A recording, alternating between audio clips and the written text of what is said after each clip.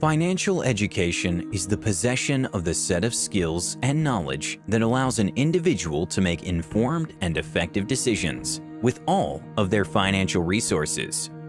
It is also called financial literacy, and it's extremely important in order for you to make progress and get ahead in life. If you are looking for improvement in your personal and financial life, you might be looking for financial freedom and financial independence. It means that you want to reach a point in your life where you no longer have to depend on family, a job, or a company that you don't like for money. But there is another concept that I'd like you to understand. It is financial confidence. It is different from financial freedom. This is because freedom is based on the amount of money that you have available, while financial confidence is based on your confidence and acumen to generate money. Now, here's the thing. Most people think that there is a money scarcity. They think that there is no money and making more money is impossible. But this is deeply untrue. The truth is, the world is littered with money, but only those with the skills and knowledge can acquire it. Money is like a game, and it has a bunch of rules that you just have to follow. Play according to the rules, and you will become the master of your financial life, guaranteed. In this video, I'm going to teach you the 4 most important rules of money, which are the basics of being financially free, financially confident, and financially literate. These simple rules that I will give you today will elevate your money game and take you to a whole other level you've never seen before, as long as you're hungry and dedicated. I'm going to give you all of this information for free. I don't sell books, webinars, or online courses. All the knowledge on this channel is free, so if you want to show your appreciation, click that like button and the subscribe button right now. It is actually very fascinating how all this information is becoming more and more available every day for very cheap or even for free. And everything is easily accessible with a couple of Google searches. So even if everything is at their fingertips, more than 90% of the population is still financially ignorant. Let me give you a quick example. Peter just got his monthly paycheck. After tax, he's left with $1,700. Instead of using this money to invest, save, or anything else that might be useful, he decides to waste it on a couple of barbecues with friends and many other useless liabilities. Are you a Peter? Because there are unfortunately a lot of financially ignorant people today. But the thing is, if they can change a few bad habits and develop a rich mindset, just about anyone can become rich. There are no rich people that are financially ignorant, except of course for those that got lucky. For example, stumbling upon a large inheritance or winning the lottery. However, statistics show that 70% of lottery winners end up bankrupt after just a few years of being extremely rich. Why is that? Again, it all comes down to how financially educated one is. If you have a lot of money, you will still make bad decisions and lose it all because you don't know what to do with it. So, if you want to become rich long-term, and not just for a couple of years, you have to get financially educated. Unfortunately, this kind of education is not taught in schools, so you need to do it by yourself. So, all the information is easily accessible, and this raises the question, why don't people learn more about finance? There are 2 main reasons why people don't get the financial education they need, despite it being extremely cheap, and in some cases, completely and totally free. Reason number 1, conventional wisdom. Here's the truth, financial education is not conventionally okay. Most people will give you a mindset of scarcity, and if your mindset is wrong, you will never attract money. For example, growing up, your parents might have been telling you, money doesn't grow on trees, and money is the root of all evil. These lies that people tell their kids are stopping people from taking the necessary steps to a better life financially. Another conventional concept that is widely thought but is extremely wrong is the negative connotation towards debt. Debt is not that bad if you know how to use it, but still, people demonize it because they don't have the appropriate education. So, you have to stop listening to those that aren't financially literate and financially confident.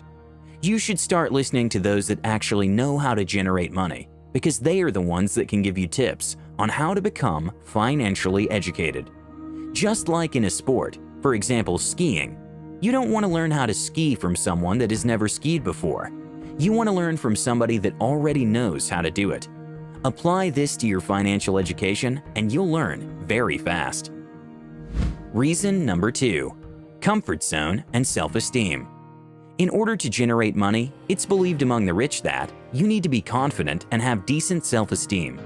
Self-image is important, and you have to first of all believe that you truly deserve to be wealthier and happier. If you don't, you will never become rich. Think of it like a self-fulfilling prophecy. You have to see yourself rich first. This confident, charismatic, rich image you see yourself in your mind will give you the needed confidence to continually act out of your comfort zone, which is very important. A very successful person once said, "Most people are not successful because they are afraid of success." This is true. In order to become successful, you have to step out of your comfort zone and take risks. For example, if you want to start your first business, but you don't have any money, you might first of all have to take the risk of getting a loan from your bank and putting yourself in thousands of dollars in debt, which is out of a lot of people's comfort zone. Charisma and confidence are some of the key ingredients you need to become rich. If you don't have the confidence to take action, you'll never become rich. So before actually getting into financial education, you have to first work on yourself and your mind when it comes to risk-taking and failure. Confidence will give you the strength and the courage to take risks and perform under pressure. So now that you know all about why people don't get financially educated and the importance of it, let's get started with the 4 most important rules of being financially educated. Rule number 1, don't invest in what you don't understand. Investing is very important, especially when you want to multiply your money.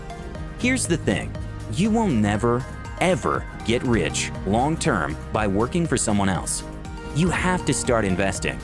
There are many types of investments, such as stocks, bonds, real estate, and Forex, just to mention a few. But I want you to know the single most important investment, and that's in yourself. Invest in yourself.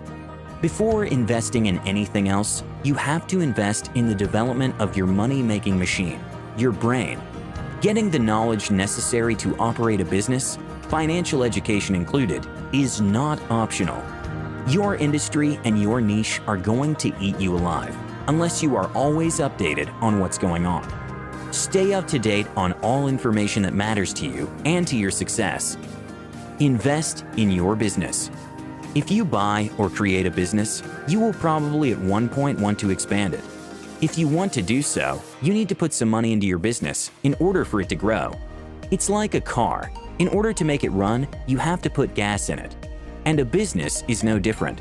In order to keep growing, it needs to be fed money. Investing in your business might be anything from marketing to research or developing a new product. Invest in real estate. Real estate investing, like other investments, are basically buy low and sell high. A simple concept with very complicated steps. Most real estate investors start with regular homes, then they move to commercial real estate, hotels, big commercial centers, offices, and more.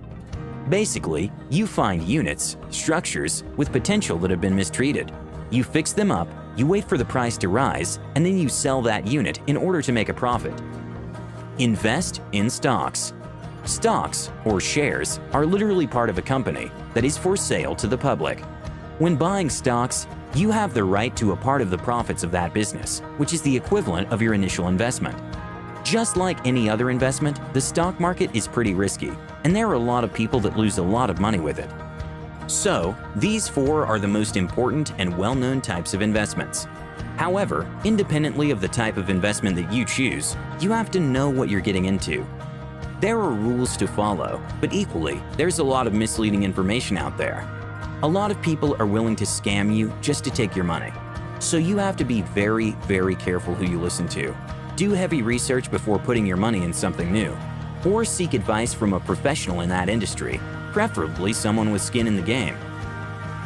Remember this rule: never invest in something that you do not understand.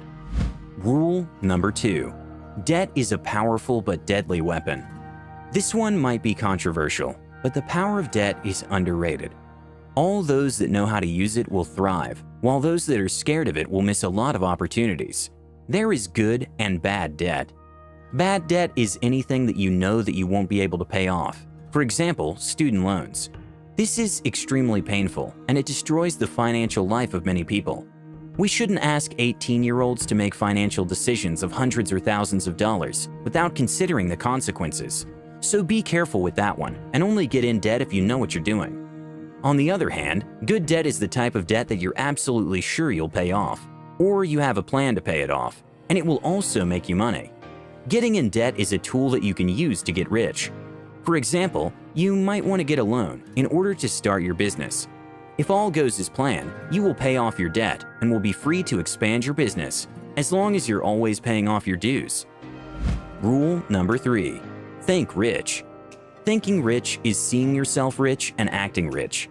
Essentially, you're playing the role of a rich person, and this might include living above your means. Living below your means is a defensive concept invented by financial gurus that to the most part is solid wisdom. I mean, we shouldn't live way beyond what we can afford, because that is how people end up in serious financial trouble. As long as you're disciplined and wise about what you're doing with your money, you have to also spend your money on things that give you confidence and make you feel good. Do you really think that depriving yourself of a couple of coffees at Starbucks will make you a millionaire? Instead of living below your means and saving a penny here and a penny there, start gaining new skills that will make you money in order to support your desired lifestyle. This single trick will have a huge impact on your mindset. You'll start seeing opportunities in places where you can make money. Rule number 4. Develop skills to acquire assets. Assets are things that put money in your pocket, while liabilities are things that take money out of your pocket. Your brain is your biggest asset, and you can develop it in order to be even more valuable. There are skills that are very demanded in the marketplace, and they all have 2 things in common. 1. They bring a lot of value to the market. 2. They make you a lot of money. So instead of working for someone else, start developing skills that will help you generate income from nothing, just by delivering results to the market. Figure out what best fits your abilities and develop your first high-income skills in order to gain the resources necessary to acquire more and more assets. Well, that's it for today's video. I hope you enjoyed it and gained value from it. If you did, give it a big thumbs up. Also, leave your thoughts down below. I'd love to hear them. With that said, don't forget to subscribe and enable notifications. Thanks for watching, and I'll see you in the next one.